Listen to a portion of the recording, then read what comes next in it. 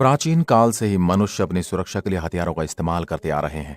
भले ही आधुनिक हथियारों जितने विध्वंसकारी ना हो, मगर ये इतने खतरनाक जरूर थे कि आप इनके आगे खड़ा होने की सोच भी नहीं सकते। ऐसे में हम आपको प्राचीन भारत के कुछ ऐसे हथियारों के बारे में बताएंगे जिनका इस्तेमाल प्राचीन काल से ही लोग दुश्मनों को अपनी मौत के घाट उतारने और अपनी सुरक्षा के लिए करते आए हैं। जिसमें पहले नंबर पर है चक्रम, यानी एक चक्र। ये एक बेहद धारदार हथियार है। ये लड़ाई में फोर्स के साथ फेंका जाता है। अगर इसे चलाने वाला माहिर है तो यह हथियार दुश्मन के लिए किसी भी कहर से कम नहीं होता। चक्रम का इस्तेमाल करने वाले सैनिक हमेशा 2 चक्र अपने पास रखते थे। फेंकने के साथ ही इसका इस्तेमाल आमने सामने की लड़ाई में भी किया जाता है। भगवान श्री कृष्ण का सबसे प्रसिद्ध हथियार भी सुदर्शन चक्र ही था। हलादी, 3 ब्लेड वाला हलादी राजपूतों में युद्ध के हथियार से ज्यादा एक स्टेटस सिंबल के तौर पर इस्तेमाल होता था। हालांकि कुशल लड़ाके इसका इस्तेमाल आज भी एक घातक हथियार के रूप में करते हैं। परशु या फरसा, ये एक तरह की भारतीय कुल्हाड़ी थी जिसका इस्तेमाल युद्ध में होता था। ये लोहे से बनी होती थी और सिंगल या डबल ब्लेड वाली हो सकती थी। हिंदू पौराणिक कथाओं के अनुसार यह भगवान शिव का हथियार था, जिसे उन्होंने भगवान विष्णु के छठे अवतार परशुराम जी को सौंप दिया था।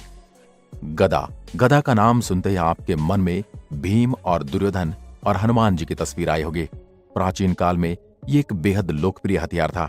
ये काफी भारी होता था और इसका इस्तेमाल उन भारी रक्षा कवच के खिलाफ किया जाता था जिन्हें धारदार हथियार से भेदा नहीं जा सकता। हनुमान जी को इसी हथियार के साथ दिखाया जाता है। बता दें, गदा को इस्तेमाल करने की अपनी एक मार्शल आर्ट शैली भी होती थी, जिसके दम पर ही योद्धा का चुनाव किया जाता था और उनमें से सर्वश्रेष्ठ कौन है यह घोषित किया जाता था। बाघनख, बाघनख का मतलब बाघ के नाखून से है। विषैले बाघनख का इस्तेमाल राजपूत करते थे। साथ ही ये वही हथियार है जिसे शिवाजी महाराज ने अफजल खान को मारा था।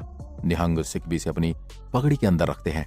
इस हथियार की खासियत ये थी कि इसे आसानी से छिपाया जा सकता था और जरूरत पड़ने पर अचानक से हमला कर सकते थे। उरुमी, ये एक बेहद अजीब हथियार था और इसके निशान मौर्य साम्राज्य से मिलते हैं। इसके ब्लेड बेहद तेज और लचीले होते हैं। बेहद माहिर लोग इसका इस्तेमाल करते थे क्योंकि इसको चलाने में जरा सी भी गलती हुई तो आप खुद को ही चोट पहुंचा लेंगे। इस हथियार के श्रीलंकाई वर्जन में हर हाथ की ओर 32 ब्लेड जुड़े होते हैं। ये बाजीराव पेशवा के भी चर्चित हथियारों में से एक था। नंबर 7, दंड पट्टा। दंड पट्टा एक बार में कई सैनिकों के सिर धड़ से अलग करने की काबिलियत रखता